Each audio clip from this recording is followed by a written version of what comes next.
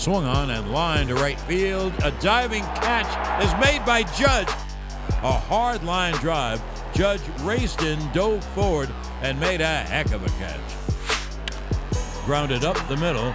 Grabbed it second by Wade. Throw to first in time. Beautiful play by Tyler Wade. I didn't think he had a chance to get him. Grounded, grabbed, LeMahieu. And a nice backhanded scoop. LeMahieu flashing some leather. Blocked by Sanchez. Fires to first. Got him. Strong throw by Sanchez as Ruiz got caught betwixt and between. Didn't know if the ball was far enough away from Sanchez.